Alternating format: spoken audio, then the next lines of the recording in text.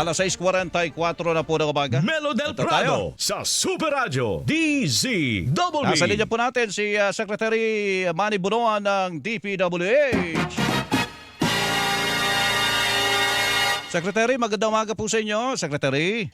Magandang umaga, Mero. Magandang umaga po sa ating mga taga-subaybay. Opo, kayo pala sa proposed national budget po natin, pangalawa po kayo. Una siyempre yung DepEd, 881.3 billion pesos. Yes po. Secretary, malaking pera po ito pero kung ito po yung magagamit ng maayos ay talagang malaki po may tutulong para sa kaunlaran po ng ating bayan. Ano po ang mga ginagawa nyo pong iniisip nyo na paraan para hindi po ito mapunta sa, at least yung part nito ay mapunta sa katiwalian, Secretary, sa inyong hanay po sa kagawaran? Kagaya ng ginagawa po namin dito, kagaya nito mga nasa National Expenditure Program natin nito po. Opo. Itong National Expenditure Program, ito yung mga projects na nakuha na po namin, na verify na namin sa field, na ihanda na po namin at meron na kaming preliminary assessment, engineering, may impact analysis na po kami ito sa mga nakalagay dito sa National Expenditure Program po. Opo.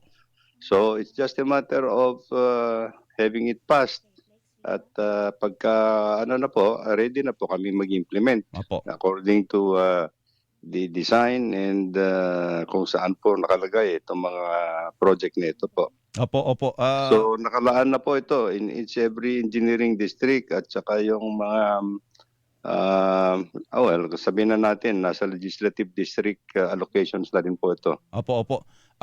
Dadaan pa po ito sa Senado, sa Congress, sa House of Representatives. Magbabaykan pa po ito. Ano po pakiusap nyo? Ito ba dapat babawasan? Kung babawasan po ito, ano magiging epekto po nito, Secretary? Wag naman po. Wag na naman po sana mabawas-bawasan po ito. Wag na naman po mabawas-bawasan kasi over the last 3 years po, ito yung problema nga namin at alam na rin po ni ating presidente nito. Kaya nga, ang sinasabi ng ating presidente, he would like actually the National Expenditure Program submitted to Congress to be intact all the way. Opo. Kumbaga, Secretary, hapit na po ito. Basta maayos lang na magugugol ito, okay na sa inyo ito, Secretary. Okay na po sa amin to. Actually, we wanted a little more. Actually, sana po. Kaya lang, of course, because of the financial situation, ito lang po yung naibigay sa amin. Kasi, well, as I said, medyo nakuhan po kami itong 2025 kasi yung impact po dun sa mga new items, malaki po ang naging impact sa aming programa. Opo, opo. Yung sa flood control nyo po, tama ba ito? 272 billion pesos po ang laan dito para sa flood control? Yes po, yes po. Opo, opo. Yun, doon tayo sa flood control. Opo. Teka, meron na pong lumilitaw ngayon. Sabi nyo sa amin nung isang araw na nakausap namin kayo, meron kayong special team na pinadala sa mga reyon, ano po, Secretary? Meron po. Meron na po ba silang report initially, Secretary, sa inyo? Nang isang araw lang po sila kasi lumabas, yung isang araw. So I'm waiting for the reports actually siguro towards the end of the week po. Opo. Ito po Para makita natin. sa Iloilo, si Mayor Raisa Treñas nagre-report.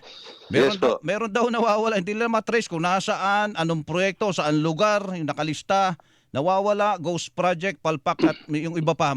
Nagkausap na ho ba kayo? Ano ang sitwasyon doon sa Iloilo City? Opo. Nandoon kami ni Presidente ho kahapon Opo.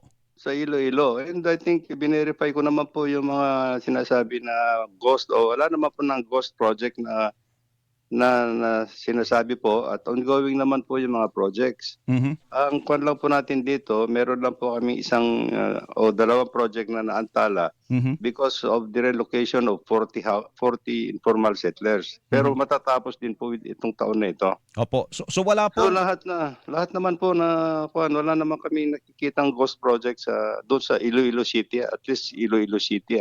Opo. Opo. So nalaman na po ni Mayor kung nasaan po 'yon, yung mga proyekto na yun. Sigurado po. I think nandoon naman po. Hindi naman po talaga magiging ghost project po siguro yan. I think sabi ko nga, naantala lang po because of the relocation issues.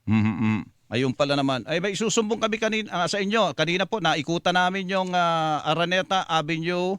Merong pumping station doon. Na dapat pala na kumpleto na po part ng flood control project nyo doon nung May pa. Pero hanggang hindi pa tapos, Secretary. Nasa Metro Manila lang po ito. Ano po? Opo. Opo. Anong balita po doon? Anong Ang kwan po dito, meron din mga informal settlers po doon sa likod. Aha. Ayun. Kaya nire-relocate din po natin mga informal settlers po. Oo. Hindi naman po namin sagasaan kaagad lahat yung mga informal settlers. Kailangan din po natin i-relocate muna po sila. Opo. Sino po tumutulong sa inyo para masolusyonan po 'yon? Ang city government po ba tumutulong na sa Well, inyo diyan? tumutulong din po ang city government po sa amin at pinagtutulong-tulungan po natin ito. Opo. May revised completion date daw po August 29. Mukhang di matatapos, Secretary, sa itsura po eh. Tututukan po namin dito. I think palagay ko pagka linagyan nila August 29, tutukan po natin ito. Opo. Kung wala na pong nakahambalang na mga informal settlers sa likod, then sigurado naman Opo. tutuloy po natin ito. Kasali St. Timothy Construction Company po yata yung may hawak po nito, yung Opo, contractor po nito, ano? Yes po. So wala po silang pananagutan, Secretary, sapagkat ang problema po ay dahil doon sa mga informal settler. Dahil Opo. Oho. Yes po. I think it's the government's sa DPWH na po yung concern yun, yung pag-relocate po ng informal Opo. settlers Opo. po. Wala po silang babayaran doon sa multa, sa slippage, Secretary. Well, hindi naman po nila kasalanan actually kasi yung slippage na yan, it's yung hindi pa naman naibibigay sa kanila yung working area. Opo. Ganun lang po yun eh. Opo. Marami ho bang mga ganyang klase ng problema, Secretary, na halimbawa, yung right of way, yung mga Kagaya niyan, yung sa Iloilo po, yung Oo. sinasabi ko nga sa inyo at medyo naantala sila na I think about 6 months because of 40 informal settlers din na kailangan i-relocate din po. So At, pangkaraniwang problema po, Secretary.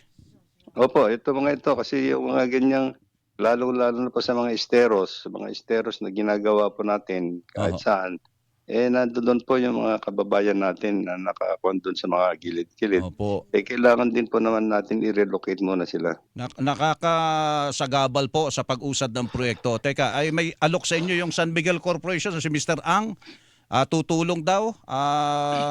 At sila na yata pong gagawa, lalo dito sa may Tulyahan River, sa Quezon City at sa Metro Manila. Okay lang po ba sa inyo? Public sector, opo. tutulong po? We very much welcome po kung ano may tutulong po. Alam ko naman. Si Mr. Ang po, talagang nag-desilt na, nag-diretso na sa Tulyahan River nung una pa. Opo. Nag-desilt na rin po sa San Juan River on his own at saka sa Pasig River. Oho. Hindi lang po dito sa Metro Manila, pati doon po sa Pampanga, mga rivers sa Pampanga at saka sa Bulacan. So very much welcome. Alam mo naman si Mr. Ang, kung gusto niya tutulong po talaga yan. Ano pong magiging papel po ng DPWH sa ganon, Secretary? Sa Metro Manila po, yung mga sa Metro Manila po, yung paglilinis ng mga esteros is with the local governments. Opo. Oho. Local governments concern po 'yon sa mga esteros po. So sila ang magbibigay ng otorisasyon. Yes po. Opo. Lalo na po pag kami mga informal settlers. Opo, mahirap 'yun. Madami mga nakatirik nga daw po. Sa Quezon City pa lang 13,000 families daw po nandiyan sa mga waterways Mahirap. Okay, sige po Secretary, salamat po sa panahon at makikibalita po uli kami sa inyo sa mga darating na araw. Thank you po. Salamat din Melo. Salamat po Opo. sa ating mga taga-pelik. Opo, Secretary Manuel Bunawan, mga kapuso ng DPWH.